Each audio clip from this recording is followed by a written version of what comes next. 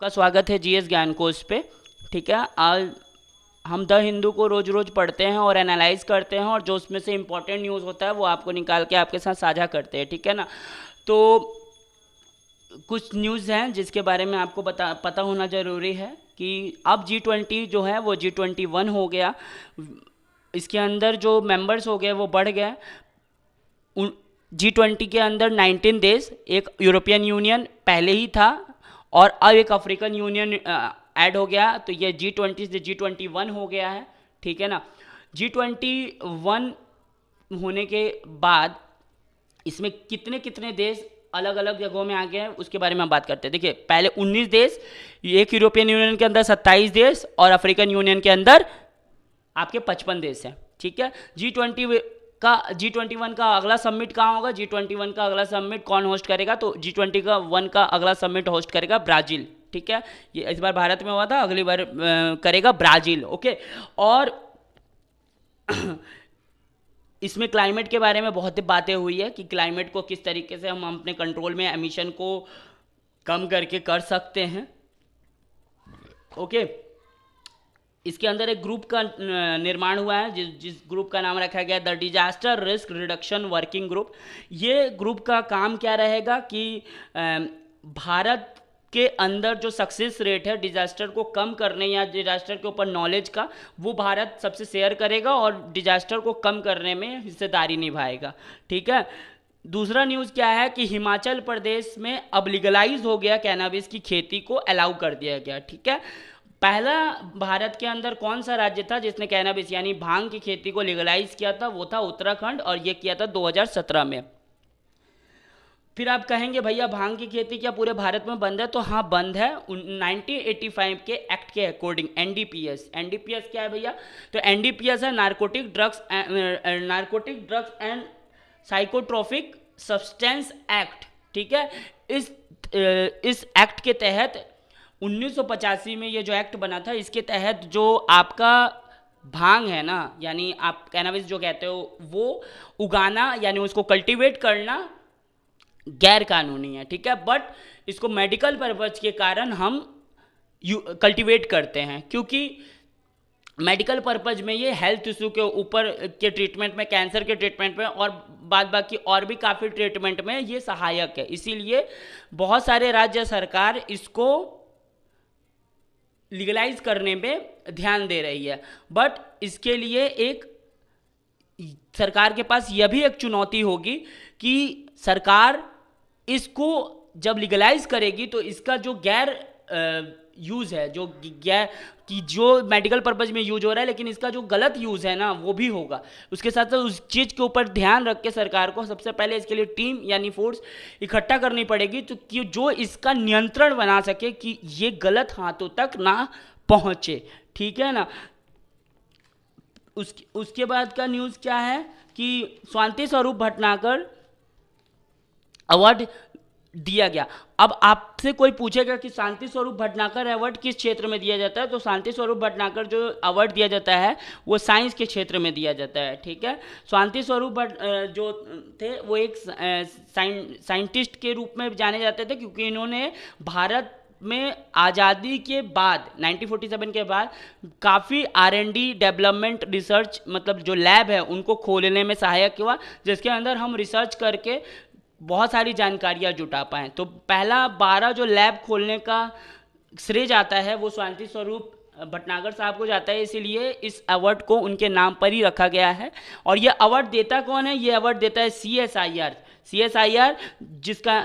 जिसका जो फाउंडिंग हुआ था वो 1942 में हुआ था, और इसका हेडक्वार्टर जो है वो नई दिल्ली में है। इसका प्रेसिडेंट जो होते हैं वो प्राइम मिनिस्टर होते हैं, और इसके वाइस प्रेसिडेंट जो होते हैं वो union minister of science and tech के होते हैं। ठीक है ना। और CSIR का फुल फॉर्म क्या है? Council of scientific and industrial research. Okay. उसके बाद एक और न्यूज़ है जो कि बहुत विचलित कर देने वाला न्यूज़ है, और मैं इसके बारे में आपसे बातचीत करूंगा कि एक रिपोर्ट FAO हमेशा जारी करती है। वो रिपोर्ट जो है, FAO का मतलब क्या है? फूड एग्रीकल्चर ऑर्गेनाइजेशन, ठीक है, FAO जो हमारा एग्रीकल्चर ऑर्गेनाइजेशन है उसके बारे में, जिसका हेडक्वार्टर रोम इटली में है, ठीक है ना। तो ये जो संस्था है ना, ये जो संस्था है, ये संस्था हमेशा ये रिपोर्ट जारी करती है। ये रिपोर्ट का नाम है state of food security and nutrition, ठीक है ना।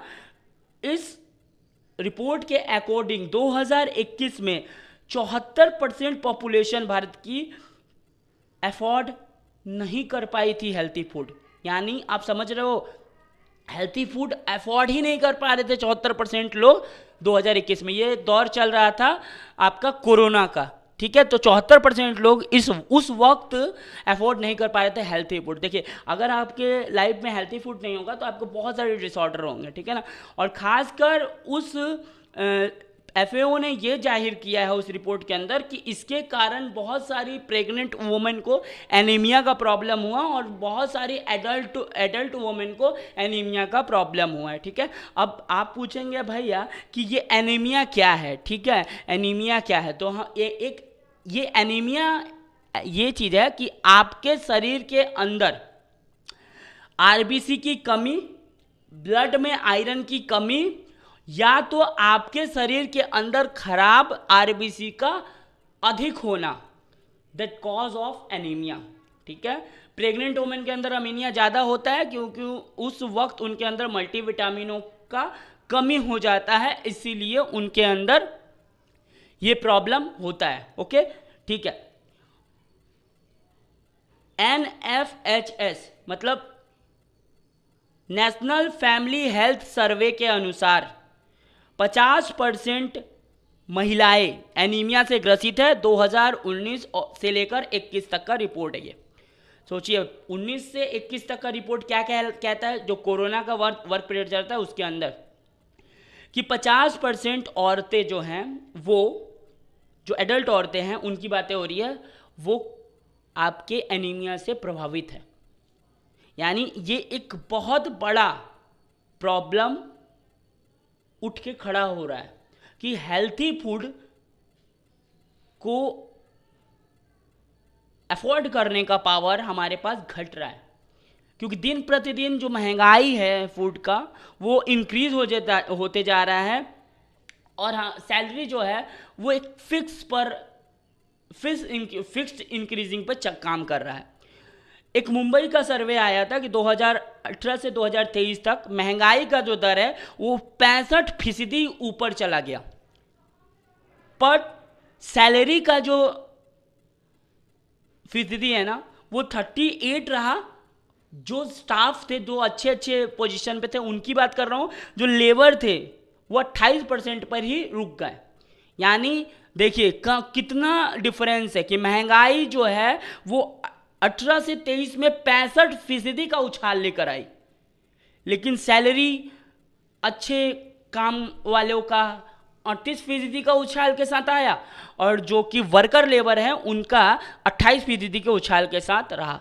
तो ये बहुत सोचने वाली बात है कि सैलरी एक फिक्स्ड इंक्रीजिंग के साथ आ रही है और हमारी महंगाई दर बढ़ते जा रही है।